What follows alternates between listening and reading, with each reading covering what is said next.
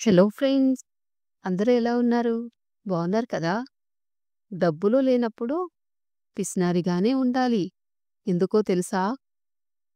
డబ్బులు లేనప్పుడే పిసినారిగా ఉండాలి. ఎందుకంటే అప్పుల్లో పడితే ఎవ్వరూ సహాయం చేయరు. ఎవరికీ తెలియని మన బాధలు కూడా తడియారని కంటి రెప్పలకు తెలుస్తాయి.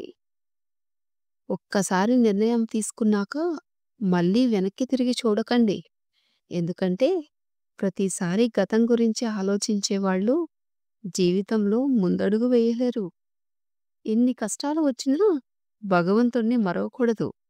శ్రీరామచంద్రుడు కూడా సీతాదేవిని కోల్పోయినా కూడా ఈశ్వరుణ్ణి ప్రార్థించటం మానుకోలేదు కదా! అట్లాగే మీరు కూడా ఎన్ని కష్టాలు వచ్చినా భగవంతుణ్ణి మర్చిపోకండి. నీ సమయాన్ని నీ కోసం ఉపయోగించుకో. ఎదుటి వ్యక్తి గురించి ఆలోచిస్తూ సమయాన్ని వృధా చేసుకోకు. కోపం తెరలాంటిది. అది తీస్తే పోతుంది. బాధ గాయం లాంటిది. మానిపోయినా గాయం అలానే ఉంటుంది. కొన్నిసార్లు నీ ప్రమేయం లేకుండానే నీ మీద నిందలు వస్తూ ఉంటాయి. నువ్వు ప్రతీకారం తీర్చుకోవాలి అనుకోకు. ఎందుకంటే ఆ సమయంలో భగవంతుడు నీ సహనాన్ని గమనిస్తున్నాడని తెలుసుకో. గెలిచినప్పుడు పొగడడానికి 100 మంది ఉన్నా లేకపోయినా పర్వాలేదు. కానీ ఓడిపోయినప్పుడు ఓదార్చుకోవడానికి నీ దగ్గర ఒక్కరైనా ఉండాలి. కొడితే బలం పైన కొట్టండి. వీరులుగా మిగిలిపోతారు. వారి బలహీనతపై కొట్టకండి. మీరు పిరికివారిగా మారతారు. బయట వాళ్ళకి ఇచ్చే సమయం, విలువ మన వాళ్ళకి ఇస్తే మన వాళ్ళు బయట వాళ్ళు కాకుండా ఉంటారు కదా! అందుకని మన అనుకునే వాళ్ళకి ఎక్కువ సమయాన్ని కేటాయించండి. బయట వాళ్ళకి కాదు మిత్రమా. చేసిన మేలు మర్చిపోవడం, అవసరం తీరాక ఆ మనిషిని మర్చిపోవడం మనుషులకు వెన్నతో పెట్టిన విద్య. మీరేమంటారు? అడవికి పోయినా రాముడు రాజే. వ్యక్తిత్వం ఉన్నవాడికి గెలుపుతో సంబంధం లేదు. రాజ్యంతో పని లేదు. ఉన్నంతకాలం ఒంటరిగా ఉన్నా వాడు రాజు రాజే. బాధల్లో ఉన్నప్పుడు బంధాలు భరోసాగా ఉండాలి. అంతేకాని బంధాలే బాధలుగా మారితే బ్రతుకు బలహీనపడుతుంది. తెలుసుకో. మనిషి ఎలా ఉన్నాడో చూడకు. మనసు ఎలాంటిదో చూడు. అందం ఈరోజు ఉంటుంది, రేపు పోతుంది. ఆస్తులు తరిగిపోతూ ఉంటాయి. కానీ మంచి మనసు ఎప్పటికీ నీకు తోడుగానే ఉంటుంది. ఎవరో నిన్ను బాధ పెట్టారని వాళ్ళు కూడా బాధపడాలని ఎప్పుడూ కోరుకోకు. వాళ్ళు తెలియక బాధపెడితే క్షమించు. తెలిసి బాధపెడితే తీర్పు ఆ భగవంతుడికి, కాలానికి అప్పగించు. నువ్వు మాత్రం ప్రశాంతంగా ఉండు. అదృష్టంతో వచ్చింది అహంకారాన్ని కలిగిస్తుంది. తెలివితో సంపాదించినది సంతోషాన్నిస్తుంది. కష్టపడి సంపాదించింది మాత్రమే సంతృప్తిని ఇస్తుంది. నేటి లోకం తీరు ఎలా ఉందంటే కింద పడితే పట్టించుకోరు. పైకి ఎదిగితే మాత్రం వారు జీర్ణించుకోలేరు. మీరేమంటారు? ఏ మనిషికైనా మనం విలువ ఇవ్వగలం. కానీ విలువ తేలేము. అది ఎవరికి వారే సంపాదించుకోవాలి. అంతే కదా! ప్రతి బాధ ఒక కొత్త పాఠాన్ని నేర్పుతుంది. ప్రతి పాఠం ఒక వ్యక్తిని మారుస్తుంది. భుజాల మీద ఉన్న బరువుని బలమున్నాడు ఎవ్వడైనా మోస్తాడు. కానీ మనసులో ఉన్న బాధని బంధాల విలువ తెలిసినోడు ఒక్కడే మోయగలడు. ఆ బంధం ప్రేమైనా, స్నేహమైనా, మరి ఏ బంధమైనా సరే. 25 వయసులో ఉండే అందం, ఓపిక 60 ఏళ్లకు ఉండవు. అలాగే 60 ఏళ్ల వయసులో ఉండే అవగాహన, ఆలోచనా శక్తి 25 ఉండవు కదా! ఒకరు నిన్ను తక్కువ చేసి చూసే చోట ఎక్కువసేపు ఉండకు. తిరిగి వచ్చేసేయ్.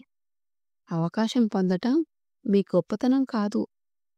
పొందిన ఆ అవకాశాన్ని సద్వినియోగం చేసుకోవడమే మీ అసలైన గొప్పతనం. మనల్ని అర్థం చేసుకునే వాళ్లకు మన రూపంతో పనిలేదు. మనల్ని బాధపెట్టే వాళ్లకు మన మనసుతోనూ పనిలేదు. నవ్వుతున్నప్పుడు నీళ్లు తాగడం ఎంత కష్టంగా ఉంటుందో, మనసుకి బాధ కలిగినప్పుడు కన్నీళ్లు ఆపటం కూడా అంతే కష్టంగా ఉంటుంది కదా! నమ్మకం, ప్రాణం రెండూ ఒకటే. ఒక్కసారి పోతే మళ్ళీ తిరిగి రావు. నమ్మిన వారిని మోసం చెయ్యకు. మోసం చేసిన వారిని అస్సలు నమ్మకు. మన దేశంలో మనిషిని మనిషిలా చూసేది భూమి తల్లి ఒక్కటే. ఏ కులం వాడు పండించినా పండుతుంది. ఏ కులం వాడు చనిపోయినా తనలోకి తీసుకుంటుంది. ఎంత గొప్పదో కదా భూమి తల్లి! ఎవరిని ఎంత నమ్మాలో అంతే నమ్ము. మనోళ్ళే కదా అని అతిగా నమ్మితే మోసం రుచి చూపించి జీవితంలో కోలుకోలేని దెబ్బతీస్తారు. పంటని చీడపురుగుల నుండి, మనసుని అసూయ ద్వేషాల నుండి కాపాడుకోకపోతే చివరికి మిగిలేది అంతా నష్టమే. పంటైనా, జీవితమైనా అంతా వ్యర్థమే. ఒక వ్యక్తి తనకు తానుగా పొందగలిగే శక్తి ఉన్నా దానికోసం దేవతలను ప్రార్థించటం మూర్ఖత్వమే అవుతుంది. కోపం రావడం మానవ సహజం. అయితే దాన్ని ఎప్పుడు, ఎక్కడ, ఎవరి మీద ప్రదర్శించాలో తెలుసుకోవడమే విఘ్నత. మన చెడుని కోరేవారు మన తప్పును మాత్రమే చూపిస్తారు. మరి మంచి కోరేవారు మాత్రం ఆ తప్పును ఎప్పుడూ సరిదిద్దుతూనే ఉంటారు.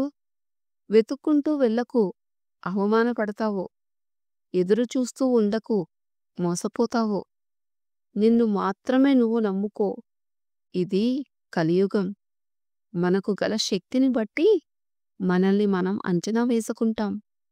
మనం చేసే పనులను బట్టి ఇతరులు మనల్ని అంచనా వేస్తారు. స్వేచ్ఛ ఎవరో ఇస్తే వచ్చేది కాదు. ఎవరో బాధిస్తే పోయేది కాదు. సుత్తితో ఒక్క దెబ్బ కొట్టగానే బండరాయి ముక్కలు అవ్వదు. దెబ్బ వెనుక దెబ్బ వేస్తూనే ఉండాలి. అప్పుడే బండరాయి ముక్కలవుతుంది. అలాగే ఒక్క ప్రయత్నంలోనే విజయం సాధించలేవు. ఎడతెగని ప్రయత్నాలు కావాలి. తలరాతను ఎప్పుడూ నిందించకు. ఒక కష్టం నిన్ను బాధిస్తే 100 సంతోషాలు నీకోసమే ఎదురుచూస్తుంటాయి. నువ్వు నమ్మితే ఇదే నిజం. నీకు నచ్చినట్లు ఎప్పుడైతే బ్రతకటం మొదలుపెడతావో అప్పటి నుండి నువ్వు చాలా మందికి నచ్చకుండా మిగిలిపోతావు.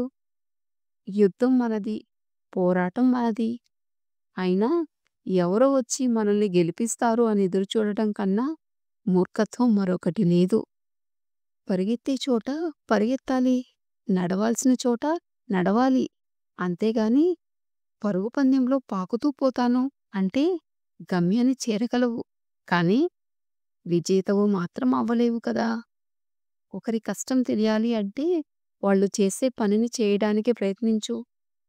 అందులో నీ కష్టం నీకు పూర్తిగా అర్థమవుతుంది. మిత్రుడు ఆనందంగా ఉన్నప్పుడు ఆహ్వానిస్తేనే వెళ్ళాలి. కష్టాలలో ఉన్నప్పుడు పిలవకున్నా వెళ్ళాలి. అనుకూలతల్లో అందరికీ మన గురించి తెలుస్తుంది. ప్రతికూలతల్లో ఎవరు ఎలాంటివారో మనకు తెలుస్తుంది. ఆలోచనలు అంటువ్యాధి లాంటివి.